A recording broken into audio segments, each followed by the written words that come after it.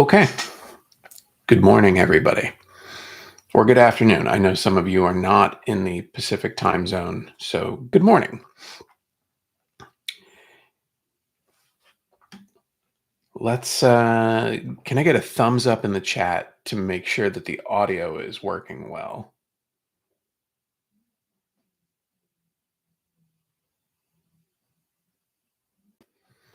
Let me know how it's all going in there. Okay, cool. We've got a thumbs up. Good morning. It's nice to see all of you. It's been an interesting couple of months. um, I I'm excited to get back to working on regular projects. The project that I've been working on um, has been something somewhat outside of my comfort zone and has been kind of a steep learning curve to a certain degree. And as of yesterday evening, I think, fingers crossed, will be at an end, or at least my part of it for for now. So, excuse me. So it'll be nice to be able to get back to doing regular builds, particularly now as we're making our way into haunt season, because there's a bunch of stuff that I want to try and do, some new ideas, some improvements on older things, and um, and honestly, just being off my schedule of doing a video a week makes doing another video um, more challenging. There's like a certain rhythm to it, and so kind of being out of that rhythm for the last little over a month, um, is challenging. I've done it before. The last time was at the end of last year when I had COVID and was down for a couple of weeks. Um, but yeah, so I'm excited to get back to the regular weekly grind of making videos and things. I mean, you can tell I'm full full beard growth going. I have not even taken the time to shave, because not only is the timeline for the project I've been working on, um, you know, like anything, as you get closer to the finish line of a project, everything starts to feel faster and more anxiety producing. And so that, plus we finally got summer temperatures here in the Los Angeles area. So it's a matter of really trying to get out early in the day to get some stuff done before it gets too hot. Some of the equipment I use uh, it can be very temperamental when it comes to weather, like my laser cutter, some of my 3D printers. And so it's been a challenge to get all those things squared away, and so facial hair grooming has not been on the top of my list.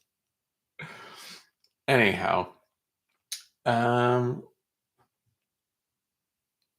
so I guess the topic of the live stream is sort of generic to a certain degree, mainly because my mind is a bit scattered as it relates to all things Halloween at this moment.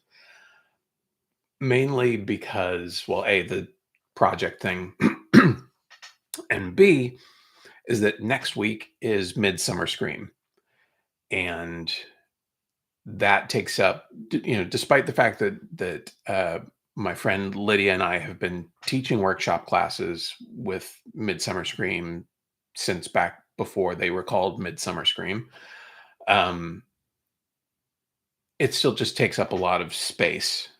And this year I wanted to try and do some different stuff, and so there's been a bit of R&D going on to try and improve on some of the classes that we've offered in the past, so that um,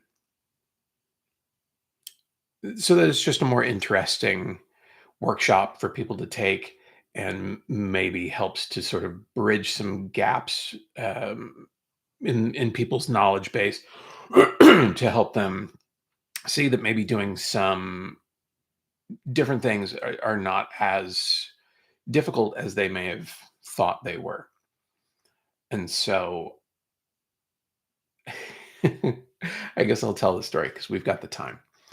So a few months back, probably about 3 months, I think, I'd seen, and I can't remember if someone showed it to me. I think a patron showed it to me. Now that I'm thinking back about this story. Anyhow, a patron had shown me this really small um, LED flicker flame that was kind of like those types that are in the light bulbs that have this sort of torch look to them. But this was in a package that basically was like the size of an almond, let's say.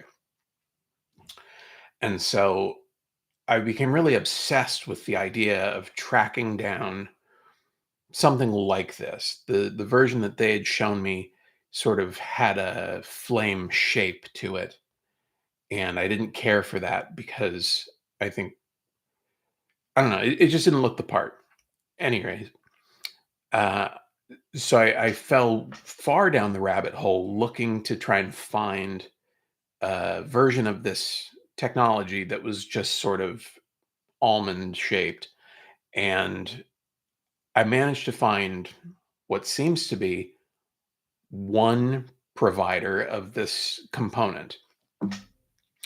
And so I ordered 100 of them because I figured, well, two reasons. One, they only sell them in batches of 50 because I had to go through a platform that is selling business to business. And two, because the first order that I made didn't seem like it was going to arrive in time for Midsummer Scream, and I wanted to try and use this as one of the things to improve the workshops. So then I ordered a second set with um, expedited shipping, and both orders arrived within days of each other, but it took them 3 months to get here. And so I thought, like, did we just sell tickets to a class that essentially will be the same class we've taught in the past? And now I have to walk back the idea of what this class actually is, which is like probably not as big of a deal for attendees, but for me as the instructor to sort of have to step back what I thought the offering was going to be, and then to feel like I I haven't held up my end of the deal was a little challenging, anxiety producing. But at any rate, they arrived. But sadly, none of them had wires connected to them. So then I had to spend a few hours soldering wire leads to these little candle flames. It's such a pain, but they're done. So thank God for that. I'm sure I had a point to that story and lost the plot many moments ago. So bear with me. I'm not even halfway through my first cup of coffee. Let me pop back into chat here for a second and see if there are questions.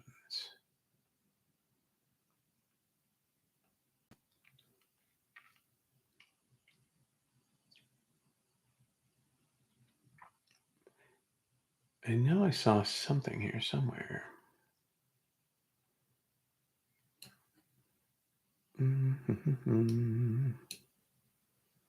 Let's see. Do you have a P.O. box or plans for one after the move? I do have a P.O. box.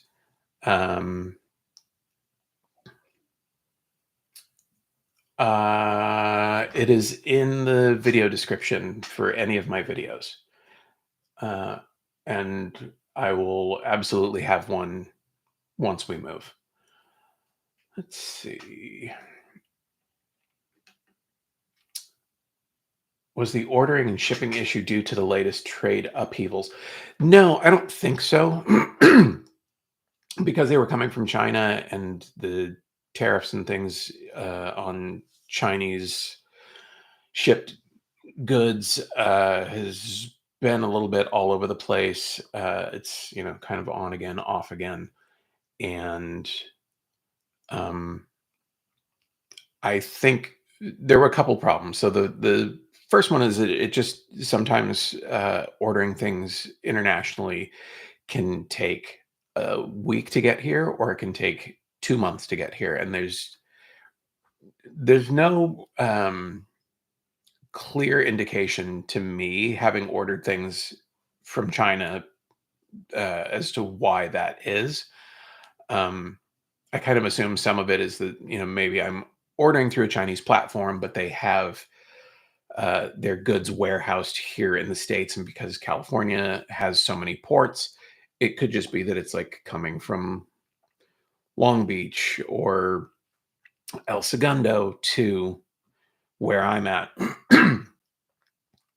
which would only be a day or two in shipping. Um, what I have noticed is that as it stands right now, a lot of these manufacturers overseas are trying to absorb some of the cost from the tariffs, but not all of it. And so it's things are more expensive. It's just is what it is.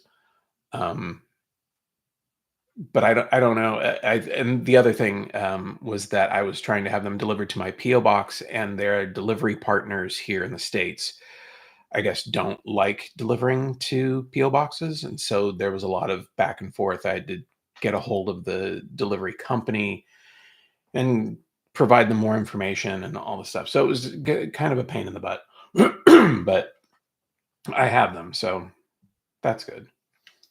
Can we see these little lights that you're talking about? Yeah, my plan as of right now is that next week's video will actually feature these little lights. I don't have one with me. They're all out in the shop. Because I still have to like pack them up into individual bags for every attendee. But um, yeah, they're cool little pieces of technology. They're not perfect, but for what they are, and I don't know. I find them interesting. I'm sure people will see them and think like, okay, they're because I want to say they're probably 80 cents a piece for just the unit itself. So it's like not including any wiring or power or anything like that. And so um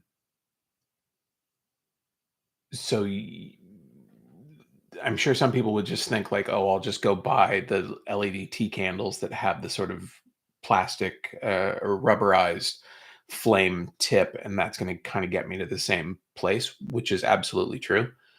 Um, but I don't know. I'm kind of fascinated by them, and I feel like you guys would appreciate um, just seeing what different options are available. I was having this conversation with somebody the other night at the LA Maker meetup, and I was remembering how when I first started haunting, so much of this stuff just wasn't available to us because it was either too expensive or it was something that like only theme parks could have access to. And I started to like think about all of the different technology and how much it's changed. So like, 10 years ago, a high definition projector would have cost you, let's say, $500 or $600. And now projectors are like, $100 or something like that. And that's probably a very extreme example. You're not going to get a top of the line projector for $100, but for Halloween stuff, there's like even some of those lower resolution, like 720p projectors that you could get with the like Atmos effects and those types of videos. Like they're not terrible. And 10 years ago, 15 years ago, 20 years ago, to have been able to include projection in a haunt would have been like a dream come true. Now you can walk into like the hardware store or, Target or whatever, um, and buy that stuff like it was a loaf of bread. It's like it's so accessible to people. And so anyhow, this technology I just found interesting and I thought you guys might do as well. So I figured I'd present it to you. Let's see. Susan Owen, what day time is your Midsummer Scream panel? Great question. I will be on a Haunter Spotlight panel on Saturday at 1:30, talking about our haunt, VanOaks Cemetery, plus the SoCal haunt list, which I've been doing for the last 15 years. And just the Southern California haunt community and how and why it's so different from anywhere else. So if you are at Midsummer Scream and want to come hear more of this, I mean, I don't know why you would, but that's just me. I get to hear my own voice all the time, and it's not that great. Let's see. What is the square footage of your haunt? Did you find it hard to squeeze stuff into it? So our haunt, and because I don't do math so well, I'm just going to give you dimensions, and you can figure out the square footage. um, I want to say our haunt is 40 feet wide and 15 feet deep, give or take. So it's not very big, and it is separated by a brick pathway right up the middle. Um, it was never a challenge to fill. The first couple of years being in this house, and I would say that was really more the difficulty there was just in being a new homeowner and not having brought any Halloween stuff with me. Um, so in that sense, it took some time to amass what we currently use. The first year, I think I actually bought tombstones from a seller who was carving them out of wood, and they were great. The paint jobs on them were awesome. They weighed a ton.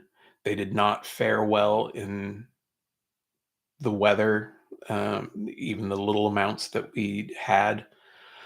And I think the other thing I did was I built, so our yard has a white vinyl sort of picket fence sort of thing around it. And I built a topper to go along the fence that had PVC pipe and finials on top to kind of break up the look of it and give it more of a wrought iron fence appearance. And I built columns completely out of MDF. Like, well, those things weighed a ton. And I also made every brick out of 1/4 inch MDF and rounded every edge and sanded everything over. And I didn't have like hardly any of the tools that I do now. And so all that stuff was being done with like a palm sander. It was crazy. I liked them. Once everything was said and done, they looked the part, but boy, were those things heavy. Um, so, over the last 15 years, it was not difficult to find things to fill the space. If anything, there was always a bit of editing going on. of, is this piece really necessary? Does it make this area feel crowded? Um, there's that fine line that I think a lot of us walk between what feels dense in a positive way versus what looks accurate. So, like, are these tombstones spaced out enough like you'd find them in a cemetery? Those two things aren't always um, in agreement. And so that can be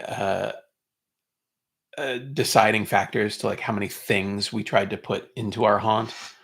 Um, but I think by that second year, I'd started making my own tombstones, and um, the process of getting a better feel for the space and what I could get away with and what looked good from the street.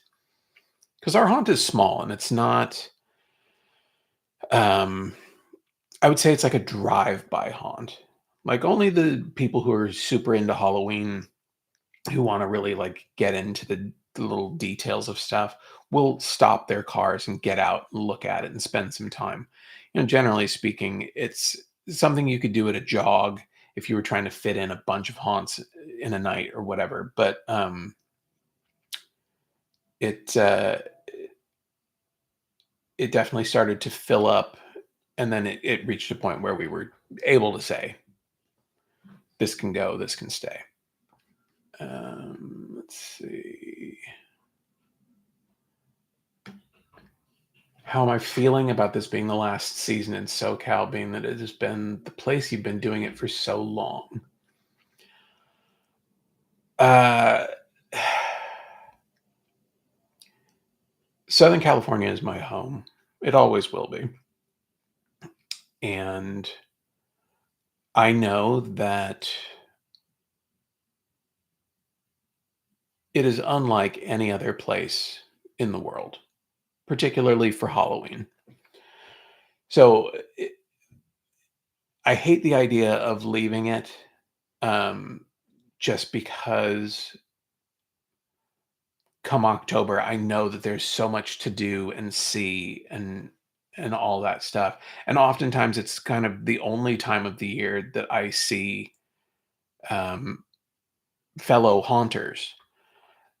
Our lives like don't cross paths in other ways naturally. Um, so I'll miss that.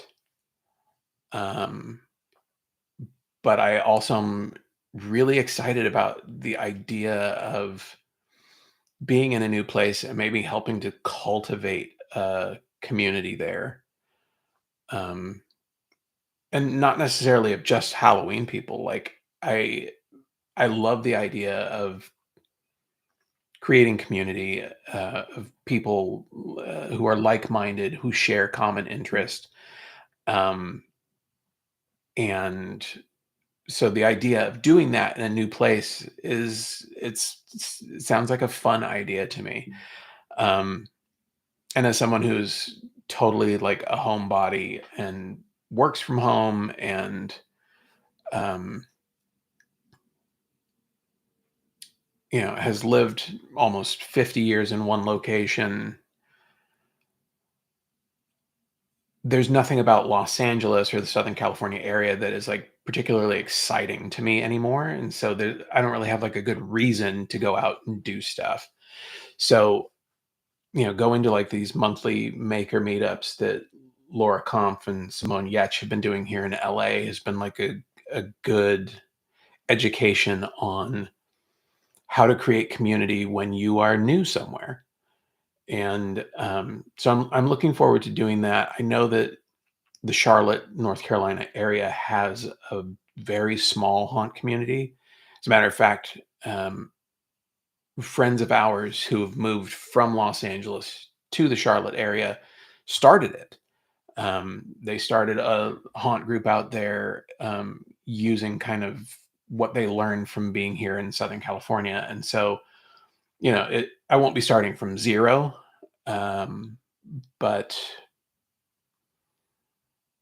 yeah, it's a mixed bag, right? It's like, it's like moving out of your childhood home to a certain degree. You're excited about the idea of your freedom and the adventure of it all, but there is familiarity that is like immediately stripped away. And so I know that Mrs. Van Oaks and I have talked about this a lot. It's like, what are we going to do once we get there? And it's like, well, look, we're going to have to like find all of our new favorite places to go and like great restaurants and what's the best movie theater and um, which markets do we like shopping at? Do we like this hardware store or that hardware store? Who has what? So that part of it is, I think, is going to be kind of fun, and also because there's just not as many people there uh, by comparison to Los Angeles County. Getting to these places is going to be so much faster. Oh my god. It's crazy. Our traffic is like next level, and you go literally anywhere else and you're like, it takes no time to get there. Um, let's see. I know there was another question in here. Where did it go? Oh, I just talked about checking into the local haunt community. Um, what can one do for areas with lots of wind? Wind is always challenging. We don't get a ton of it, but I know for us doing like tombstones and stuff like that, we've always put PVC pipe up through the center of the foam and then have used rebar hammered into the ground. Um, but I also kind of suspect that that's not really ideal for people who get weather because it's possible that you also get cold. And I know just from my family uh, leaving California and going to somewhere that gets winter, the timeline of it can be challenging. I know for them, it's like October 31st, and everything has to come down immediately because snow is impending. And I guess trying to get rebar out of frozen ground is not trivial. So, there's that. I would also say, like things like sandbags and stuff, if you can figure out a way to um, weigh down props with sandbags, that's probably a great way to go about it. Any kind of reinforcing that you can do for a place where you would potentially mount something is also going to be um, super important. Are you keeping anything from your existing haunt, or is all of it being sold before the move? I think I want to keep two things. I think, like, there's some smaller like um, technology things that I want to keep, just because I feel like having to do that stuff over again would be a total pain, and it's a small enough footprint where it's like I'm thinking, can I fit this into like a shoebox or maybe like a small storage bin kind of a thing. But I want to keep the Hallowed Haunting Grounds tombstone and potentially the red lantern that goes with it. Um, I just feel like that Hallowed Haunting Grounds is the reason why I decorate the way that I do, and so I feel like it only kind of makes sense to carry on that part into the new haunt. But everything else is going to be for sale. I mean, everything: audio equipment, lighting, wiring, um, all of the tombstones, speakers, speaker wire, um, like all that stuff is going to be for sale. Let's see. No, there was something else in here. Oh, where did it go? What do we do for storage? After a few years of haunting, my garage is full. I have two of those 110-gallon tubs, but those take up a room to store. Um, our garage thankfully has storage up above. It was like one of the first things that my dad and I did when I moved in was to build two big storage spaces above the garage door, and that houses a lot of bins and larger items. Um, and then the garage already had some kind of really simple wooden shelves that are really tall, like way up towards the peak, and that's where all the tombstones go. There, there's just enough space to fit tombstones up there, and since they're so light, it's kind of felt like the perfect opportunity. But yeah, storage has always been an issue for us. The cemetery columns originally, they were designed in pieces so that I could take them apart and put them up on shelves and stuff like that. And after doing that for a couple of years, I just realized that that was not an ideal way to do it. It was just more trouble than it was worth. And so those just live in the center of the garage now, like pushed towards the back, as does the big Charlotte statue, just because it's a unruly thing to lift above your waist. It's like so top heavy that it would just get weird to try and put it on a shelf or something like that. Um, did I ever make tombstones out of something other than foam in the past? No, no. When I finally linked up with a fellow haunter here locally, my friend Lydia, who I do the workshops with at Midsummer Scream, she was like, "Oh yeah, this insulation foam and a Dremel tool and like all that stuff." She put me on that path and kind of showed me how she had been doing it. And I don't recall how she learned about that, but I've never looked back. Mainly because the cost and the flexibility of the material just seemed like the perfect um, solution for this, especially when you're talking about having to store stuff and nobody wants to lug things around. Um, every now and again I have this kind of passing idea of maybe I should like fiberglass some of these so that they're more durable.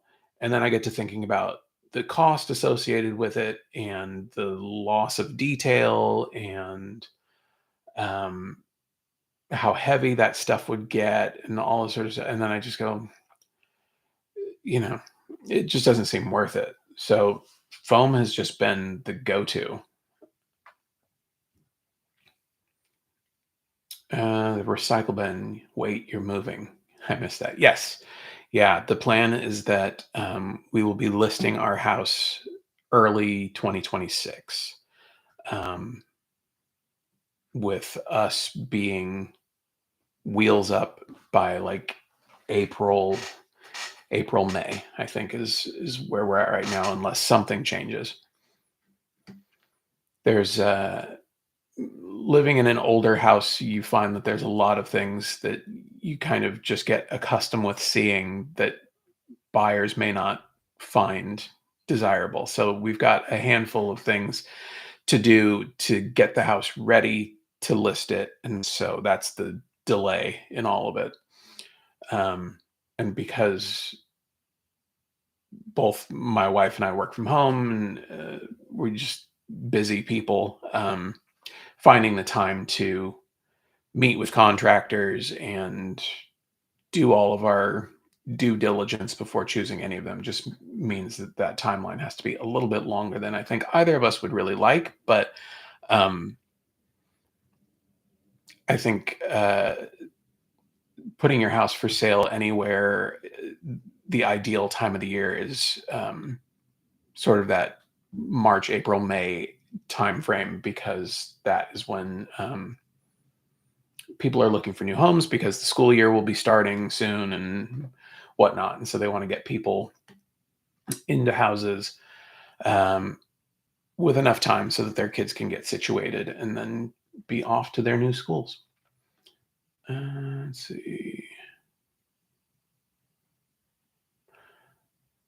Charlotte Oaks props. No, no, the name stays. I I've worked too hard to get to this point to change it up. Now, whether we'll call it VanOaks Cemetery or not, that remains to be seen. Um, there's uh, there's been a lot of discussion over the past couple of years of doing YouTube and having put our address out into the world so that people can come see our Halloween decorations. Um, but also wanting some degree of anonymity online. So it's probably not likely that we'll call it Van Oak Cemetery. So it kind of is what it is. Uh, Thank you, Elena de Howler, Werewolf Queen, for the super chat. I appreciate it as always. Keep an eye out on your email. Perfect, will do. Let's see. Have I been? Nope, that's not for me. I love that you guys are like having your own chats on the side here that have nothing to do with me. That is one of my favorite things about doing the video premieres on Saturday is that like we have our regular group. It's our little like coffee clutch group. We make sure that we have coffee, but it's a little catch up that we all like to do.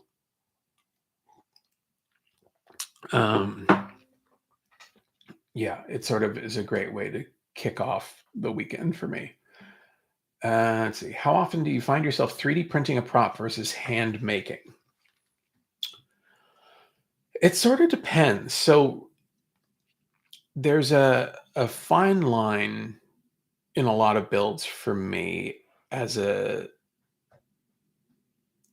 small business owner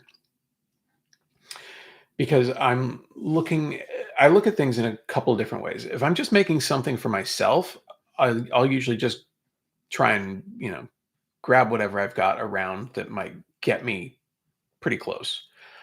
If I'm making something that would potentially be a project for a video where like maybe someone else might want to make it, then I start to think about other stuff. So like the video I'm planning for next week, I want to put together a pattern so that if any of you want to make this thing for yourself, that I've already done the hard work and then it's literally just following along with the video. And if it's something that I plan on making for a video, um, that could also be something where I'm releasing a file for sale or a finished print for sale, that would then dictate how I'm looking at stuff. So, I've talked about this in the past. YouTube, I think there's like a misconception. People think if you're doing relatively well on YouTube, that means you're earning a ton of money. The reality is it's just not there. For every video I put out, I'm probably making, you know, 50 to $75 off of that video uh, over the course of a week. So it's not like a ton of money. You have to be doing like hundreds and hundreds of thousands of views in order to really like make good money. And so the way to make all of this work for me is to have these like offerings for 3D files or printed parts or, commission work or, whatever it might be. And so that usually will dictate kind of how I look at projects and stuff. So, sort of the long answer to your short question. Um, Not sure if you answered this already. With the move, are you going to continue the SoCal haunt list? Yes, that's the plan for now. Um, the the biggest problem with doing the haunt list from another state, and honestly, it's the biggest problem that I've had doing it from here, is that the online version runs itself for the most part. I go in, I look at people's listings, I make sure that everybody's following the rules and that there's continuity in how the information is shared. But because there's the printed flyer map thing, that is more challenging because, well, it's just me um, doing all of it. And so I either have to come out of pocket to ship stuff to people so that it's in stores in different places, which I do because it covers such a broad part of Southern California. And like, the idea of driving from here to, let's say, Anaheim, it's like 4 hours out of my day to do that. And if I did, it's like one or two stops where I'm dropping off flyers at stores. It's just not really worth it. But a lot of the stuff, if it's local, I'll just hop in the car and go deliver flyers to people. So, in order to make that work with us not living in LA, I'm sure, Midsummer Scream has always supported um, the list and my efforts. And so we're going to have deeper conversations about how we're going to do the logistics of it all. Worst case scenario, it becomes an online only thing. I've loved the idea of doing it as an app, um, but that comes with its own associated costs and things, and so I don't know how that all would work out. But yeah, the plan is that it will continue. Um, it's something that I've always done just because I feel like um, there are so many amazingly talented people who do all of this decorating uh, just for the enjoyment of complete strangers, and those people should be recognized. So, if it means keeping the website running and just approving listings and stuff like that, that's fine. It takes up a couple of months out of the year, you know, and really not that much time. But yeah, so that'll continue. Let's see.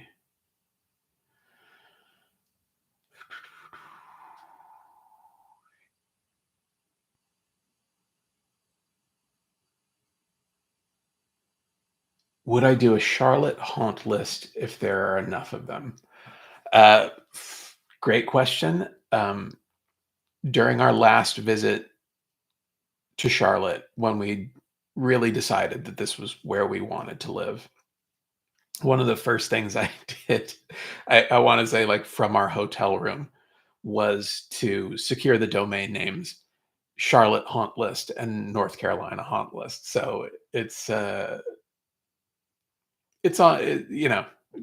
I'm not saying no, but also it would really depend if there's enough people doing it, and a way to get the information out there so that people who do decorate would know that it exists. The first couple of years of doing the haunt list here in LA, and this is one of those other things, like LA is so unique in this way. It's like our haunt community is so interconnected, um, that when I first started doing it, it was just like word of mouth, and I was just writing stuff down on pieces of paper and giving it to people, um, and then eventually it was a question of like, well, how do I get on the list? And so trying to figure out how to shorten that period of time from like when the list starts to how do I get on the list will be the big question. Um, but also when I started doing it, like Instagram wasn't really a thing. There was Facebook. I think, MySpace was like doing its death rattle. Um, so there's just like way more ways to get in front of people. Also, I have this platform now, so I could just say, like, hey, if you're in the Charlotte, North Carolina area and you've got a haunt, like, go sign up here. I don't know. Um,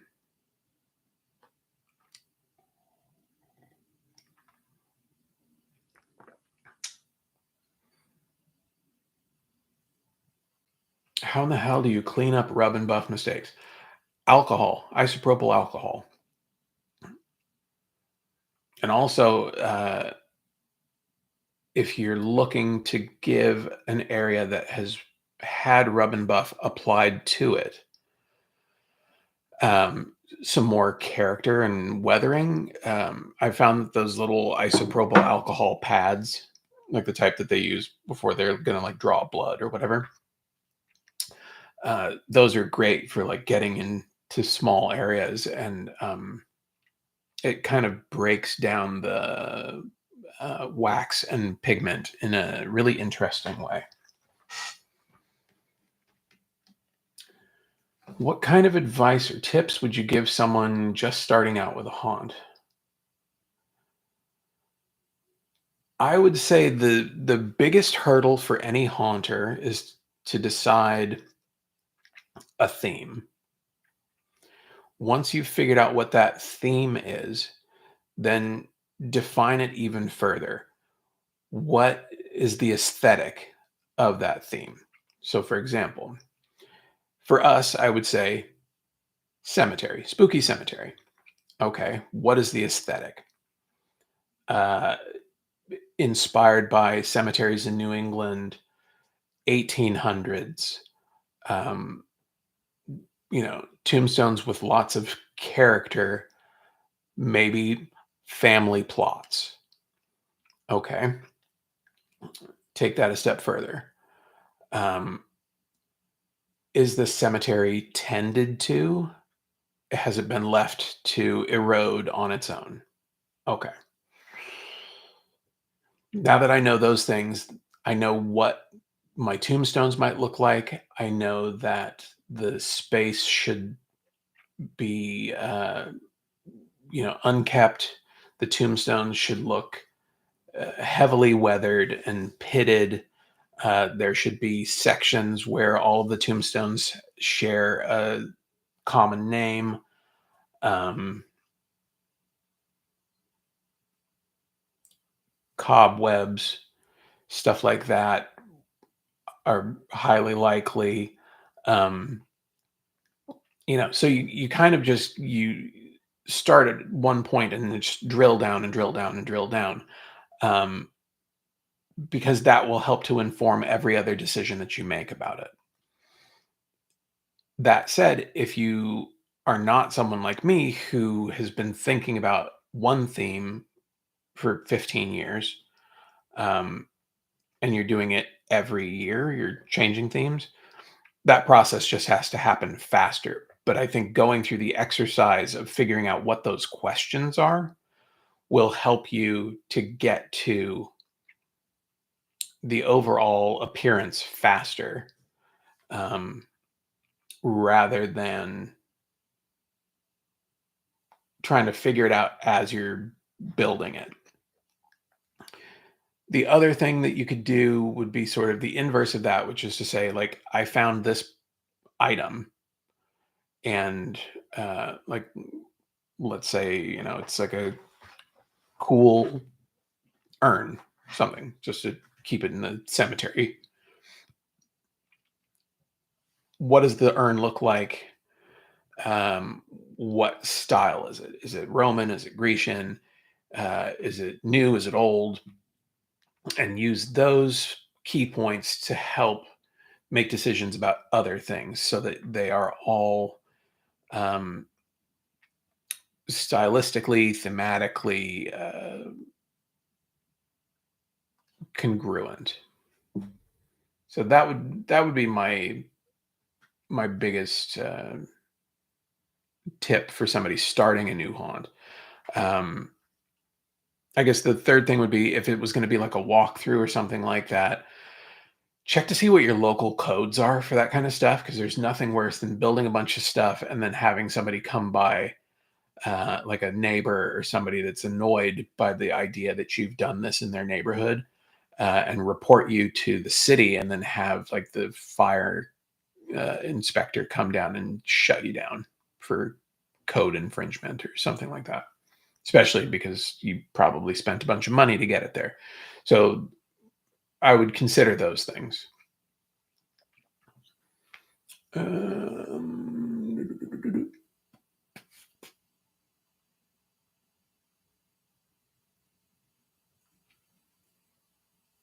if I ever put a real person's name on a tombstone, almost every tombstone in our, I shouldn't say almost every, a bunch of tombstones in our display are members of my family, but it's variations of their name. So it might be like a first name and a middle name, or first and middle name swapped, or a variation of the spelling of that, or a first name and then VanOaks slapped on the end. So sort of, but never. Oh, Vera Welch is the only one, um, and that's because actually, is it Vera Welch on the tombstone? I should know this. I don't. I can't remember if I actually used her real name or if I just used the first name, because the "We'll Meet Again" song that plays on the um, haunted cathedral radio is sung by Vera Welch. I can't recall if it's actually her name or not. I'd have to look it up. Let's see.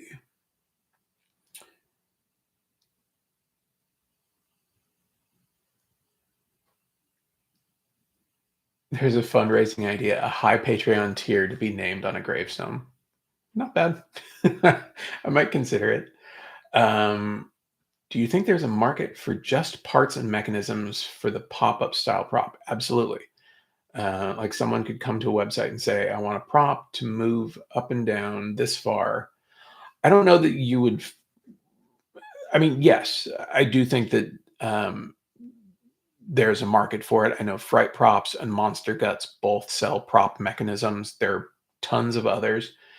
They don't get into the nitty gritty of like, I want it to do this specific motion or this degree of motion.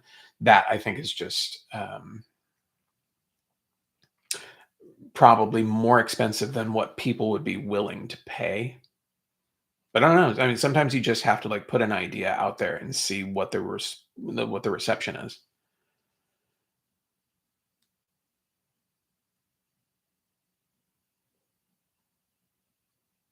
I wired fireflies in my trees like pirates. They flicker, but how do I make them flash randomly? Um, one way that you could go about it would be to put some kind of flat, because I think this is how they do it in the ride, is to put something like a small piece of black cardboard, poster board, plastic, whatever, on one side of the bulb to obscure it, so that as the wind pushes the strands of LEDs that are, I assume, hanging, um, it will obscure the light from the viewer and will give it the appearance of turning off and on. The other way to go about it would be to use like a Arduino or some kind of microprocessor to tell it, turn this light on for X number of seconds and then turn it off and then wait for X number of seconds before turning back on, and to do that randomly across um, multiple pins on that controller. I know that sounds, I really simplified that, so you'll have to forgive me. It's more challenging than I just described, although I feel like there's definitely some AI platforms that if you told it what you wanted it to do, it would probably do that for you relatively quickly. Um,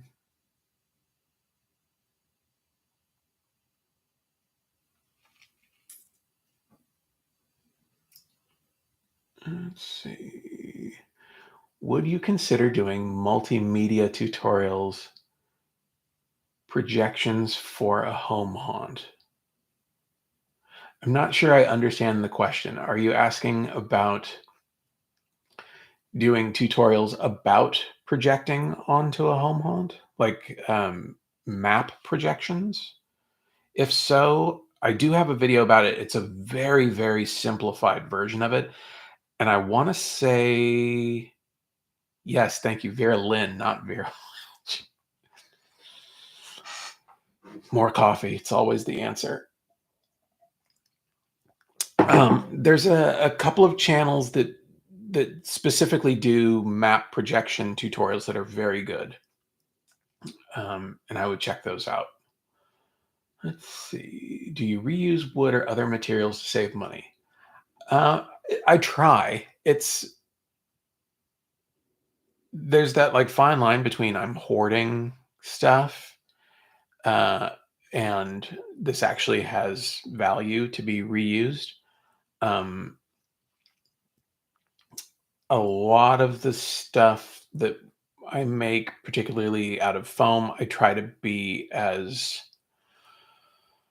um, as accurate as possible so that I get the highest yield out of each sheet of foam board. Um, and when there are scraps of a reasonable size, I like to keep them around mainly because uh, if I'm doing a monument or something like that, I'll use those scraps as bracing up inside. Um, so basically, like anywhere that corners meet, I will glue in an extra piece to provide more rigidity to the overall build. Um, I don't really use wood for much as it relates to Halloween stuff. Um, but yeah, if I can reuse foam for anything, I'll try to. But more often than not, it's just about being more aware of the spend on stuff so that I'm not having to go and buy more materials unnecessarily. Um, I'm needing to make a wrought iron fence medieval sconce be handheld with an aperture bulb contained in it. Potential solution is to use Warbler or foam, but the bulb arrived today and it kicks off a lot of heat, which would feasibly soften the Warbler or foam. Um, that is a great question. I mean, my gut response is to 3D print it out of ABS or ASA. Um, yeah, that would be my initial thought. If you absolutely had to use that specific bulb, um, yeah, I guess I was going to say you could make it out of like flat stock aluminum, but even that would transmit heat. So, uh, wood would probably take longer because you're having to shape wood, but you might be able to get away with making it out of MDF. So at least it's easy to sand, although absolutely wear a respirator. Um, yeah, that would be my first thoughts. I'm sure there's probably smarter ways to go about it, but that's the first things that popped into my mind. Let's see. What's the most elaborate build you've ever taken on? It would probably be the Haunted Mansion door frame, um, which was just like something that I'd kind of been obsessing over for years. And the conditions presented themselves for me to make it for somebody else who actually had the space to display it at its full size. Um, and I learned a ton of stuff in doing it that I don't know that I ever would have necessarily had the opportunity to learn otherwise. So most elaborate and probably the biggest learning opportunity in one project for me. think we've got time for one more question. This year, I have a friend making an 18-foot pirate ship for my yard. What would be some things to make for a pirate ship? Ooh, little power dip there. It's going to be a warm one today here, so it would not surprise me that people are already running their air conditioning. Let's see. Pirate ship. Cannons, cannonballs, fishing nets, treasure chests. Um,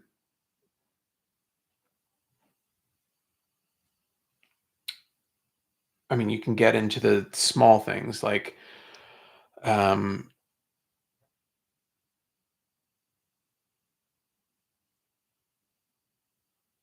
wow, my brain just went completely blank. I mean, there's all sorts of like small items, swords, pistols, um, barnacles on the boat. You could do like the big sort of portholes in the side where cannons can stick out. You could do cannons. Yeah, pirate theming there's a lot to go off of there. Yes, exactly. A ship's wheel, a parrot. There's yeah, there's a bunch of stuff. Yes, I learned a ton. Yeah, and yes, I do know a lot of stuff. That's the beauty in all of this is like just when you think you know what you're doing, like you will be surprised by encountering a problem that you had never even considered before, and then you are immediately faced with having to adapt and come up with a solution to. So, there's you never stop learning with hobbies like this, you just never stop learning. And when you do is when it's become boring. If I just did the same thing over and over again, I would get exhausted at it. I mean, it's the main reason why I'll do 6 months of Halloween stuff or a little less than, and then 6 months of like Star Wars and pop culture and whatever props because I just can't do the same thing over and over again. It's like you have to allow the mental space for new and interesting ideas to come in. And if you're always doing the same thing, you just rarely will have those opportunities. And so, um, it's good to just switch up. I highly recommend it. Like, I think people who like having hobbies, who like making things, like challenges. And when you're just doing the same thing over and over again, the challenge is gone. So, okay, we are just over an hour. I'm going to wrap things up. Thank you guys for coming and hanging out for me this weekend. I apologize for my absence, but I appreciate that you all have been so cool about it and understanding. Um, and I look forward to being back to a regular schedule and bringing you some cool new ideas and some improvements on some older things that I've just been putting off for years because I assumed I had forever to do it. So look forward to those. And if you're at Midsummer Scream next week, please swing by, say hello. Do not think that you are interrupting me or being a bother. I love meeting people and talking about their projects and seeing photos and all that sort of stuff. There's nothing more gratifying, um, and and it's nice to put a face to a name as well. So thanks again. I will see you guys next week with a new video, and of course, go make something.